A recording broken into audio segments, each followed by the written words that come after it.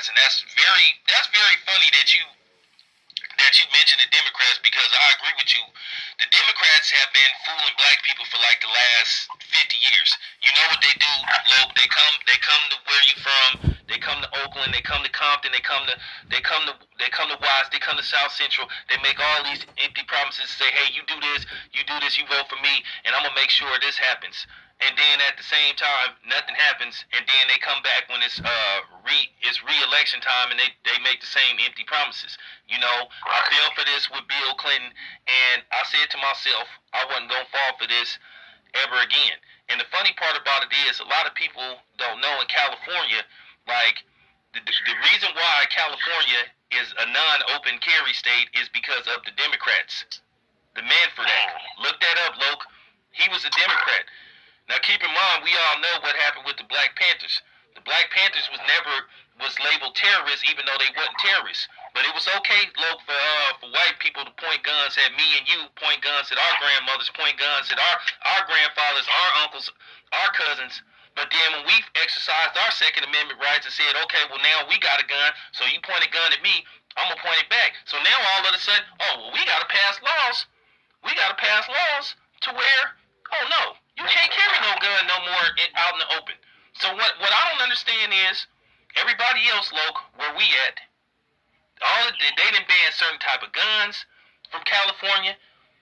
You already know yourself, there's certain guns, if you bring over the California state line, they're going to give you football numbers. But you could go right over to the next state, Las Vegas, and get whatever type of shit you want, pretty much. And then they put us through the ringer to get a gun. They make us fill out all these forms, take tests. Now all of a sudden, 2 years ago, they passed a law where they saying that we gotta register our ammo. Clear violation of privacy and Second Amendment rights.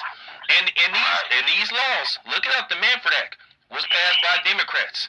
The same people that's supposed to be for black people. Like I said, that's interesting.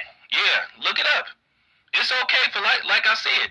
They want us to vote for them, but then again, they didn't pass more laws that didn't hinder us. They the ones that took away our gun rights alongside with Ronald Reagan. Look at the Manford Act. Check that out. Look at the Manford Act. You can Wikipedia. He was a Democrat, and this is what they've been doing. Bill Clinton, Democrat. He passed laws that took black men away from their family. So I'm just trying to figure out. So these people so much for us, but then he always passing laws that target us and hinder us. So I'm trying to figure out, how are they for black people when they always fucking over black people? I don't believe that there's actually a platform or a scenario in America that is actually for black people. I think that each party represented in America realizes that black people are here and they tolerate as much as they need to, listening to or pandering to whatever they think our needs are, just to keep us pacified enough to go on about what they are concerned with, which is not us in the first place. We're just here, we're in a way, as far as they're concerned, I think. I mean, Loke, have you seen any changes? Let's get to the thick of things. Like I said, me and you in the same age range. Did you see any difference from anybody that we voted for? Did we benefit from anybody really being in office? I've said it recently since we've been in time of election, and I'll say it again right now. In my life, I am not aware of anything that was affected by voting that I can say, oh yeah, I'm glad we voted that in. I don't know nothing.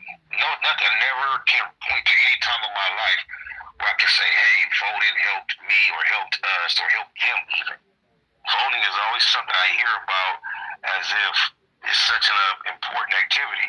But every time it comes time to analyze any real voting situation, it seems like it's always triggeration in the game or some type of untrustworthy element to make me lose faith in the voting system. Exactly. Yeah, because one of the biggest things that we've been pushing for, and I wanted to get your thoughts on this, but every time we seem to ask these politicians about it, they seem to get quiet. It doesn't matter, like you said, whether it's a Democrat or a Republican. How come when we ask for crucial things that we need, such as reparations, all of a sudden they get quiet in the room because I feel like it's owed to us, and I feel like they should cut the check. But every time we ask about reparations, it seems to get real quiet, or you hear people talk around it and say, well, like I said, Kamala Harris said that she was, like, once again, I'm trying to figure out why is black people supporting her when she flat out said she wasn't going to do anything that black people specifically benefited from, and then she's anti-reparation. So I'm trying to figure out, one of the biggest things we've been pushing for the last 4 years is reparations. So once again, can you please explain to me why we vote for you? So I wanted to get your take on reparations. I feel, hey, 400 years of damage, fucking pay up. Yeah, I think it goes without saying the fact that there's such thing as reparations and it's defined within itself as to what it means, and then there is such thing as our experience in America, and it's defined as to what it is and what it was. Reparations directly connects with our experience. I feel like there should be no word reparations in the English dialect if it's not going to apply also to the experience that we have had with the transatlantic slave trades. I am aware of other ethnic groups that receive reparations, and I can't find anything in their scenario that would rival our experience as it comes to hostility or how horrible it was that would cause them to be recipients of reparations and us left out, other than the fact that America was built on our backs and never built for the relaxation of our backs. And we're constantly in that system. No matter how much we jog or push for any type of action, we're fighting for every inch of action room we get, and it's not given willingly. So you just got to keep pushing, scooting, biting, kicking, pushing people over. This is spoke that sat by the door. And that's a concept that means so much to me now. I had no idea of the concept till he spoke about it. I heard him rap about it quite some time on that verse, didn't know what it meant. Finally did my research, looked up the spook that sat by the door. And I just think we need a whole lot of more spooks sitting by the door, man. Yeah. And that also causes us to have to kind of be impatient with our judgment on a lot of people we see in certain places, because things are so intense and we want to see change so bad that every time we see someone in a position of privilege or more access to what we consider public attention than we have, we kind of expect them to have an extreme position on certain issues like we have. But a lot of times, we have to consider a lot of things. And I be just trying to, I don't really want to be the badass just shitting on everybody, but every time I start thinking along those lines, I just have flashes of some of the things I've seen Muhammad Ali say. And how he talked about, he don't care nothing about having no yachts, no money, no none of that, if he can't be amongst the people and feel one when they're going against injustice. And, I just pray, hope, and I purpose in my heart that no matter how successful, how popular I am, I never want to be so detached from the struggle that I find myself like a goofy ass Lil Wayne talking about, I feel connected to anything, ain't got nothing to do with me, in life to what our people are going through in America. I think that's the disease. I think it's a direct effect of, like you spoke of earlier, of them wanting to emasculate us and leave us with no strong images to follow. And I think when we see people such as Tunchi that was kissed on the mouth by another man his whole life, another confused individual sexually will cause the individual to be confused about himself generally. He doesn't really know what a man is. And a man is definitely not someone who is black in America, who has accumulated some riches and now feels comfortable publicly saying he doesn't feel connected to the rest of us that are going through oppression because he's rich and we're not. Fuck us. Okay, yeah, I'm glad you went back to Wayne, because I wanted to speak on that, and I wanted to ask you about the incident that happened with Lil Wayne. First of all, I don't respect Lil Wayne whatsoever, because one, I'ma just flat out say it, the nigga is a straight up coon, and and for that nigga to sit up there and say in front of the world, coming from New Orleans, saying that he ain't never seen or heard about racism in his life, I don't respect niggas that talk like that. Come on, man, you from Louisiana. That's where the Gen 6 happened at, man. a bunch of kids that got once again, Loke, some teenagers that got through in jail for. I went to Louisiana and marched for the Genesee. Exactly. So I'm just trying to figure out how could Wayne sit up there and just tell a bold-faced lie and then expect real niggas like me and you to respect him. But I wanted to ask you. You know something got to be wrong with him if he's lived all these years and he still is yet to use his public platform to speak down, speak against Baby for kissing him on his mouth all his life. Yeah, man. You're not upset about that? You wouldn't be upset about that? We've seen it in the public. You addressed that publicly, bro. That man molested you. That's pedophilia. If it's not, why aren't you kissing your son on the mouth, Wayne? That's very interesting, and I'm glad that you put that out there. I'm glad that you speaking the truth. And I wanted to ask you, Loke, how did that infamous, I ain't gonna say infamous because I loved it when y'all, how did that come about to where you and other homeboys surrounded Wayne, you know, in that SUV? I loved it. I loved it. Appreciate it. Take us back. Back in the day, at that time, he had a record that was pretty popular on the radio where he had a line saying something to the effect of Suwu gang, if you ain't with that, you in the food chain. And I coexisted with a lot of red rags in this industry for years. And I've had like what we would consider battles of beefs with individuals. I've witnessed other Crips and Bloods engage in back and forths. And our natives I've never seen somebody draw a line so close to make you wonder, is you dissing Crip or you dissing Blood?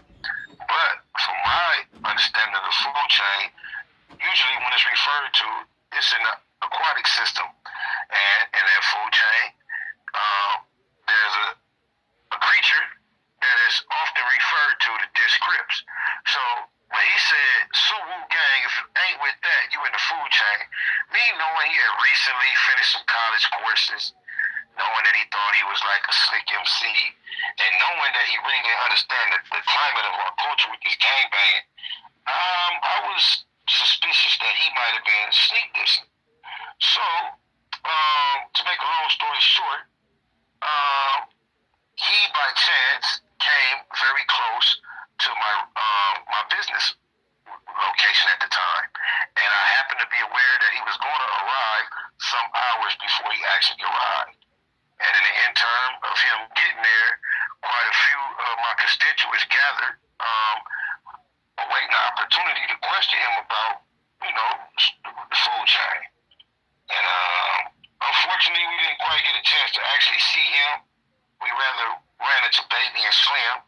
He had just recently gotten dropped off. He was right on the other side of a door that we didn't realize, and it's probably for everyone's benefit that we didn't get a hold of him.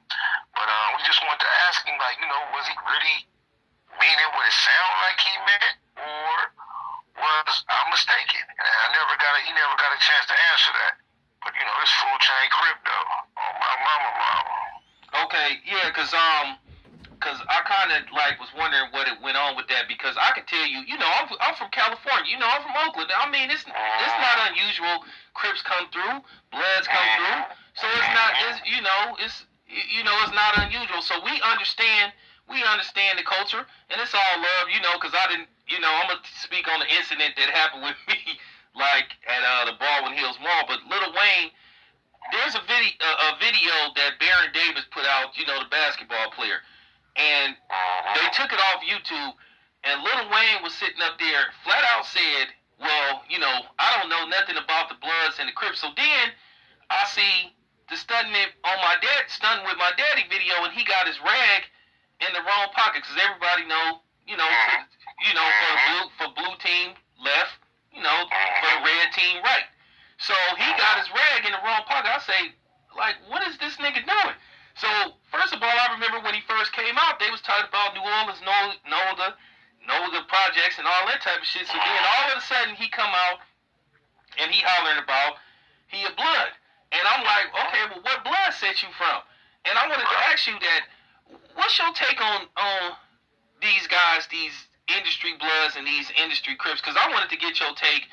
I know I talked to Faison Love recently, you know, and he kind of went in on Dave East. He called him a fake Crip. And I just wanted to get your take on, you know, people that claim blood and Crip that's not from at least California. You know, I'm not gonna make a blanket statement on everybody outside of California that's blood and cripping. I think there's a lot of individual scenarios. I think there are some fraudulent scenarios. I think the gangbanging culture is expanded to the point where I don't take it personal. I can't act like gangbanging belongs to me.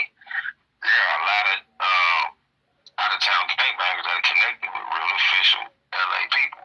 However, I think there are certain ways and certain things that are done that are corny and out of pocket. I don't really know much about Dave East. I holler at Faison Love from time to time. I'm familiar with what he said about Cuz. At the time, I had no idea why he jumped out there and said that about Cuz. However, since he said that, somebody put in my DM a clip of somebody questioning Dave East about does he watch other people or where does he get his idea for his cripping? Cuz was like, yeah, I get my image from other people, and they was like, who? He was like, Nipsey. And they did like a little collage. I sent it to you showing like how over time he started resembling Nipsey a lot more. And then at the end of this little clip, they playing some music off of Dave East saying, he said, what up, what up, Crip, what up, blood? I don't bang, but I'm still here. So it's one thing to call him a fake Crip, but another thing to call him a brand new Crip.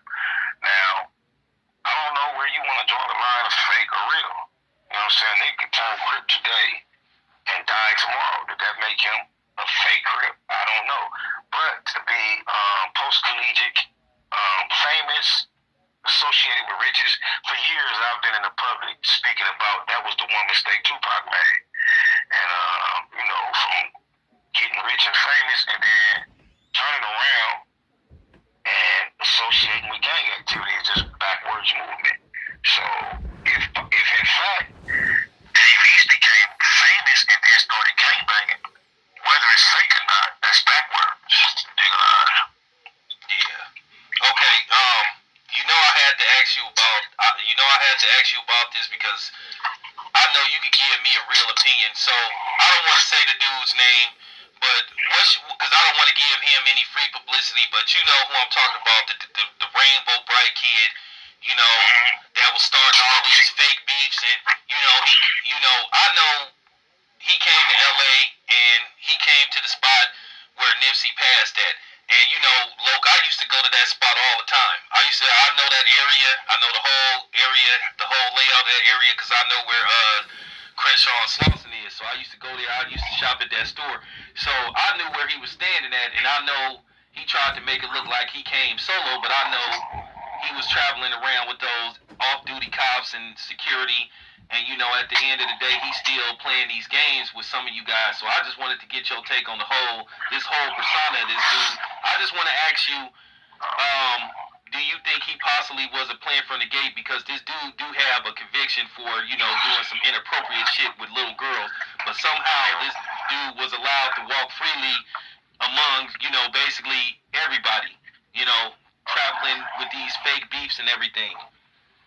Yeah, possibly. Because you can't never rule out possibly. I suppose it is a possibility he could have been a plant. I don't know much about him to even try to decide one way or the other. I know he bad news. I know that I didn't see him do nothing cool. So from the time he came up with the rainbow, being in his videos, he danced kind of feminine. He had one video where he was putting his head on a female body in a bikini.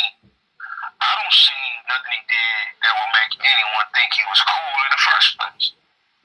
So all these dudes that was on his nuts co-signing him, the fact that he told it and they want to jump off and start dissing him, that don't give him no pass for co-signing that goofy shit in the first place.